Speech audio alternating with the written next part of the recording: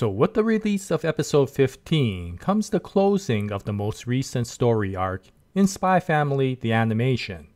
And with it, the viewers are reminded of just how good this series is after a hiatus from the previous sets of episodes. And this is a wonderful story to begin the second part of the season, because it completes the family with the addition of the final member, and it did it in a very thrilling manner while retaining the humor and wholesomeness that one endeared from the series.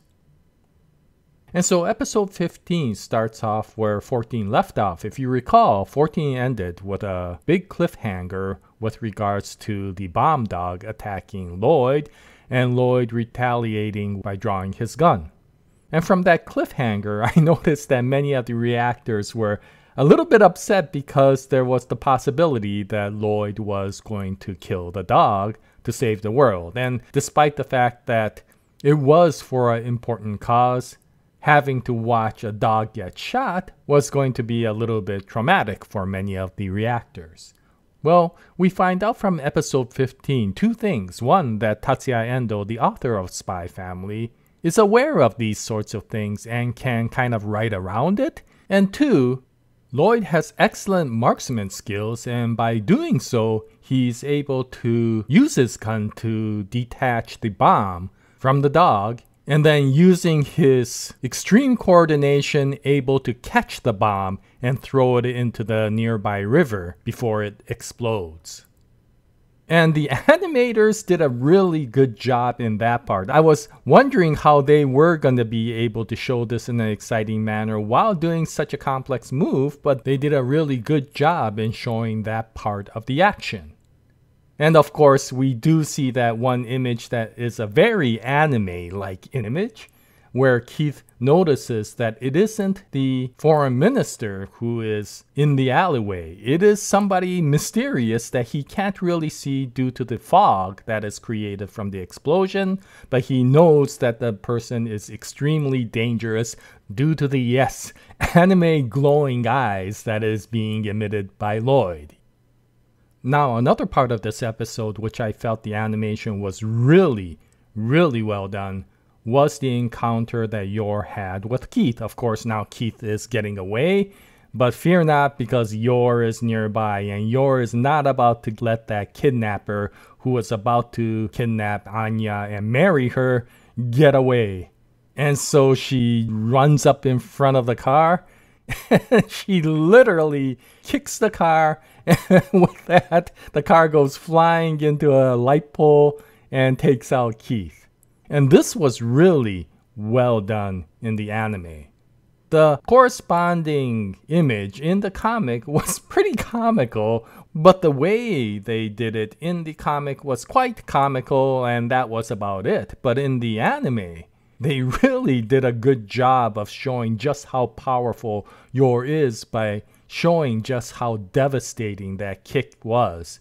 And so, once again, good job to the animators.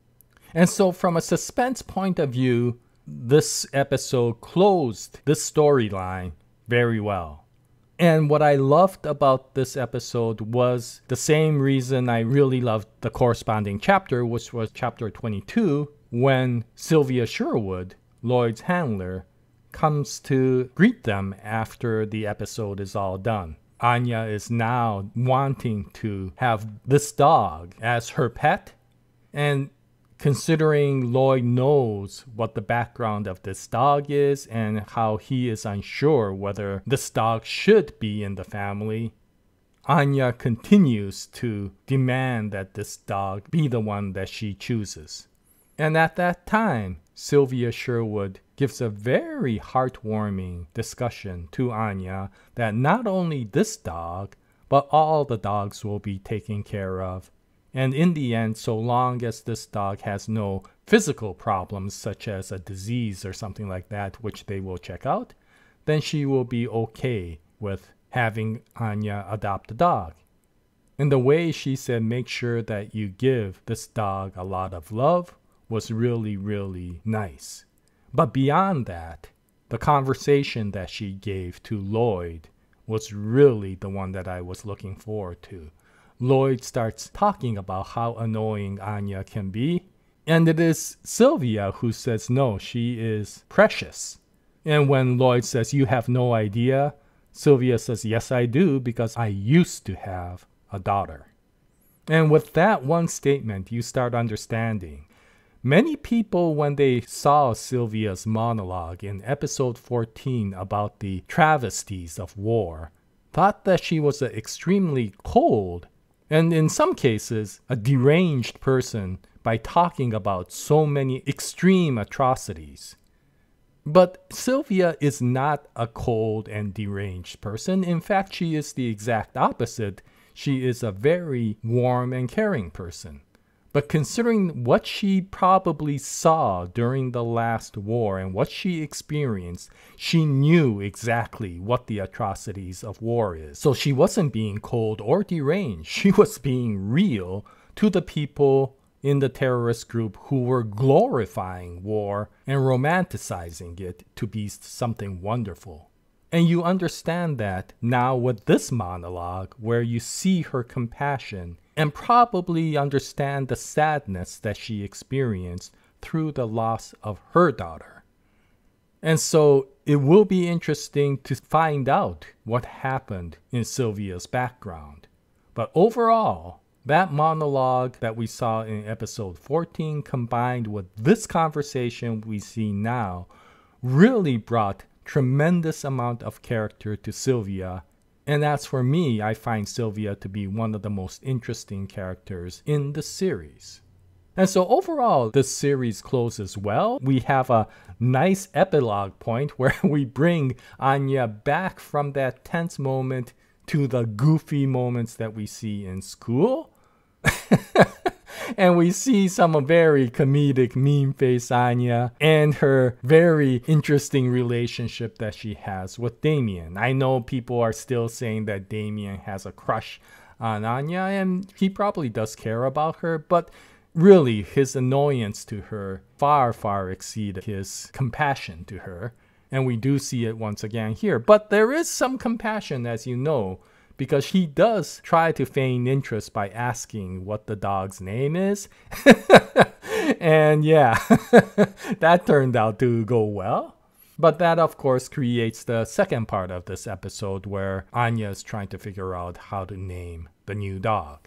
And that entire part is really well done. Aside from the goofy antics that are going on and the wholesome closeness that you see between Anya and the dog, you see, once again, Lloyd questioning his objective with regards to this mission. He understands that with the dog coming in, they really do complete a really good family. And yet he knows that once this mission is complete, this team will disband and he will go back to being Agent Twilight.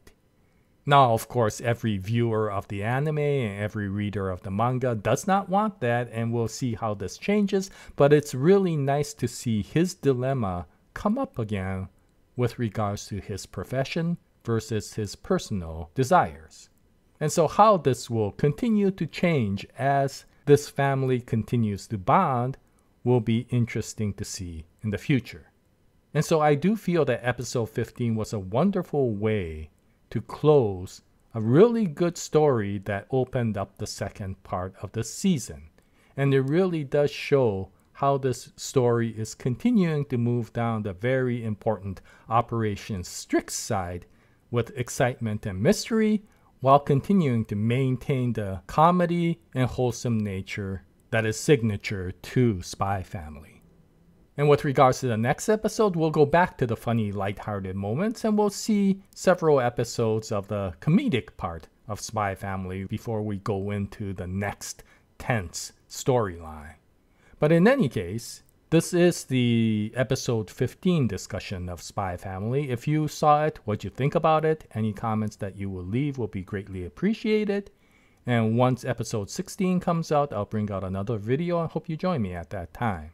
And thank you very much for watching this video, and until the next one, happy anime watching, and as always, Jaya, nice day everyone.